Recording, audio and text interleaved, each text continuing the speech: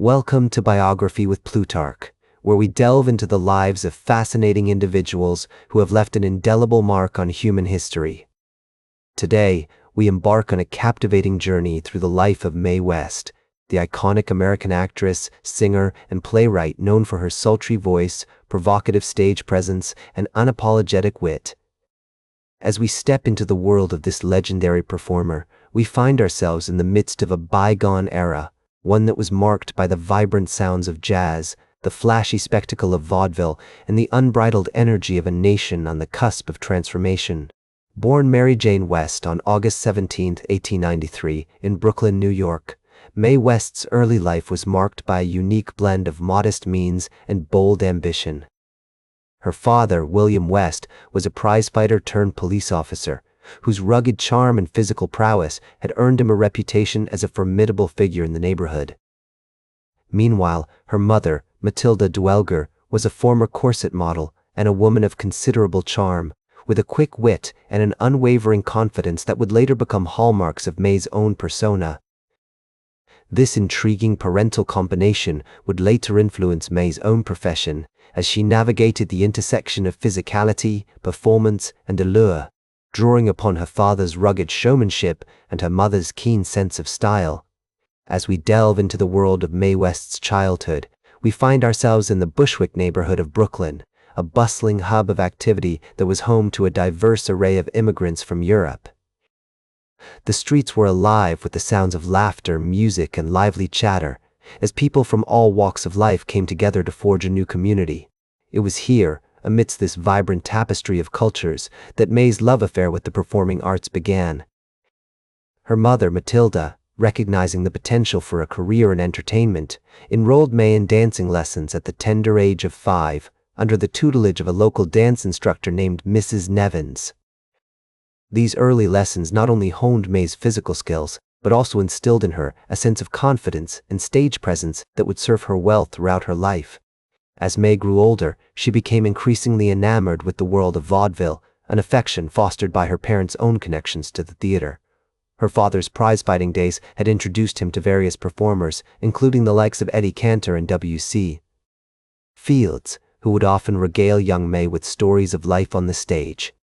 Their home, a cozy brownstone on Wyckoff Avenue, was frequently filled with the sounds of laughter and music, as these colorful characters would gather round to share tales of their adventures in show business. This exposure sparked a fierce passion within Mae, driving her to pursue a career in the spotlight. The early 20th century, during which Mae came of age, was a time of great social change in America. The rise of urbanization, immigration, and technological advancements created a vibrant cultural landscape, with vaudeville serving as a melting pot for various forms of entertainment. Mae West's entry into this world was not merely a product of her personal ambition, but also a reflection of the era's appetite for new, daring, and unconventional performances. Mae's formative years were shaped by her family's working-class background and the cultural richness of New York City's immigrant communities. Her neighborhood, Bushwick, was a mosaic of ethnicities, with Germans, Italians, Jews, and Irish all living in close proximity. This diverse environment influenced Mae's development, exposing her to a wide range of customs, languages, and artistic expressions that would later find their way into her performances. She would often attend Yiddish theater productions at the nearby Thalia Theater, marveling at the expressive gestures and impassioned monologues of the actors on stage. Similarly, she was enchanted by the lively rhythms and colorful costumes of the Italian festivals that took place in the neighborhood, where she would watch in awe as the participants danced and sang their way through the streets. As a young girl, Mae attended Public School 88 in Brooklyn, where she demonstrated an early flair for drama and performance. Her school days were marked by frequent truancy, however, as she often sneaked away to watch vaudeville shows or to practice her own acts in front of the mirror. This blend of formal education and self-directed learning laid the groundwork for Mae's future success, combining a foundation in the basics with an innate understanding of what captivated audiences. Her teachers at Public School 88 would later recall Mae's precocious nature, noting that she was always eager to take center stage, whether it was reciting poetry or performing in school plays. Mae West's early life was a crucible of creativity, shaped by her family, community, and the vibrant cultural landscape of New York City during the early 20th century. As Mae West's career began to take shape, she found herself inexorably drawn to the world of vaudeville, a realm where she could unfurl her unique blend of wit, charm, and sensuality like a tantalizing tapestry. The year was 1911, and at the tender age of 18, she made her professional debut on the vaudeville stage, performing in a song and dance routine that would leave an indelible mark on the audience at the Royal Theatre in Brooklyn. Her early acts were a masterful fusion of music, dance, and comedy, often incorporating elements of burlesque and satire with a deftness that belied her years.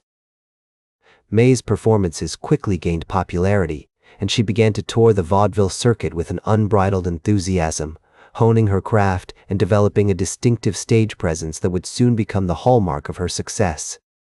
One notable engagement was at the Orpheum Theatre in Brooklyn, where Mae performed alongside other rising stars of the time, including the incomparable comedian and actor W.C. Fields.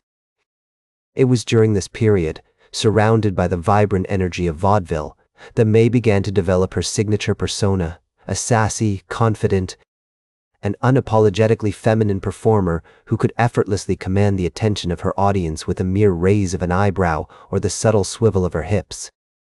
Her act typically included a mix of songs, dances, and comedic sketches, often with a flirtatious or provocative edge that left audiences both mesmerized and intrigued. As Mae navigated the vaudeville circuit, she found herself immersed in a world of larger-than-life characters, each with their own unique stories and struggles. There was the enigmatic W.C. Fields, whose wit was as sharp as his tongue, and the myriad other performers who became like a surrogate family to her. Together, they formed a community bound by their shared passion for entertainment and their determination to succeed in a world that often seemed determined to suppress their creativity.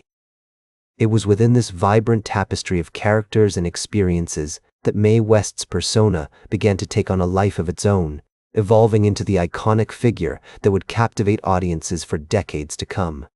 In 1918, Mae West made her Broadway debut in the musical revue, Sometime, which ran for 37 performances at the prestigious Daly's Theatre. Although the show itself was not a major success, Mae's performance caught the attention of critics and audiences alike, earning her a reputation as a talented and daring young performer with a future bright enough to illuminate the Great White Way. Over the next several years, she continued to work in vaudeville and on Broadway, refining her craft with each passing day and building a loyal following that would stand by her through the highs and lows of her career. The 1920s were a pivotal time for Mae West, as she began to transition from the familiarity of vaudeville to the more legitimate theater and eventually the silver screen. In 1926, she wrote and starred in her own play, Sex, which premiered at the Daly's Theatre on April 26 to a mixture of acclaim and controversy. The show was a major success, running for 375 performances and cementing Mae's reputation as a bold and innovative performer unafraid to push boundaries. However, the play's explicit content and suggestive themes also drew criticism from some quarters, with several city officials attempting to shut down the production on grounds of obscenity, sparking a debate that would follow Mae throughout her career. Mae West's response to these criticisms was characteristically defiant. "I'm not a bad girl, I'm just a good girl who knows how to express herself." This statement, uttered with a confidence and conviction that bordered on the audacious, would become a hallmark of her public persona. As she continued to challenge social norms and push the envelope of what was considered acceptable in the entertainment industry. As the 1920s drew to a close, Mae West was poised on the brink of major stardom, with a string of successful stage productions and a growing reputation as one of the most exciting and provocative performers of her generation. The transition to film, however, was not without its challenges. In 1932, Mae West made her film debut in the movie Night After Night, starring alongside George Raft and Constance Cummings. Initially hesitant about transitioning to the silver screen, Mae quickly discovered that film offered her a new level of creative freedom and exposure, allowing her to reach audiences far beyond the confines of the theater. Over the next several years, she would go on to star in a string of successful films, including She Done Him Wrong, 1933, I'm No Angel, 1933, and Belle of the 90s, 1934. These movies showcased Mae's unique blend of wit, charm, and sensuality, cementing her status as one of the most popular and enduring stars of Hollywood's golden age. As Mae West's film career took off, she found herself at the center of a media storm, with critics and audiences alike debating the merits of her performances. Some saw her as a talented and innovative artist, a true original in an industry often criticized for its homogeneity. Others viewed her as a provocative and morally corrupting influence, a symbol of everything that was deemed wrong with modern entertainment. Through it all, Mae West remained resolute, her confidence and conviction in her craft never wavering. As Mae West's film career continued to soar in the 1930s, she solidified her position as a Hollywood icon, leaving an indelible mark on the silver screen. Her unique blend of wit, charm, and sensuality captivated audiences, making her a household name. With each new movie release, she pushed the boundaries of what was considered acceptable, never shying away from provocative performances that sparked both praise and criticism. The sound of her sultry voice, the swivel of her hips, and the sparkle in her eye became unmistakable trademarks, etching her into the collective memory of film enthusiasts. One of the most iconic scenes of her career came in the 1933 movie She Done Him Wrong, where she famously declared, "Why don't you come up sometime and see me?" The line, delivered with her signature huskiness and a raised eyebrow, became an instant classic, symbolizing the playful flirtation and unapologetic attitude towards sex that defined her on-screen persona. This boldness was not limited to her films. It seeped into every aspect of her public life, making her a beacon for those seeking empowerment and a challenge to societal norms. Despite facing censorship and criticism from some quarters, Mae West remained resolute in her artistic vision. She navigated the complexities of the Hays Code, which imposed strict moral guidelines on the film industry, with cunning and creativity. This cat-and-mouse game between West and the censors only added to her allure, cementing her reputation as a fearless and savvy artist who would not be silenced. In the 1940s, Mae West began her transition into other areas of entertainment, including radio and theater. The stage, with its immediacy and intimacy, proved to be a natural fit for her talents. She appeared in numerous productions, showcasing her versatility as a performer and cementing her reputation as a talented actress, singer, and writer. Her ability to connect with live audiences was unparalleled, and her performances were often met with standing ovations and critical acclaim. On the radio, she brought her unique blend of humor, wit, and sass to listeners across the nation, making her one of the most popular figures on the airwaves. One memorable evening found her starring in a stage production of Diamond Lil, a play she had written herself. As she commanded the stage, her presence was mesmerizing, weaving a spell over the audience with every line and gesture. The character of Diamond Lil, a saloon owner with a heart of gold and a tongue that could charm the birds from the trees, was quintessentially Mae West, sassy, confident, and unapologetically herself. This performance encapsulated her enduring appeal, a potent mix of talent, charisma, and an unwavering commitment to her artistic vision. In her later years, Mae West continued to work in film and theater, albeit at a slower pace. Movies like My Little Chickadee, 1940, where she starred alongside W.C. Fields, and The Heat's On, 1943, kept her in the public eye, with her signature blend of humor and sensuality still captivating audiences. Her personal life also remained in the spotlight, with her relationships and marriages making headlines in the press.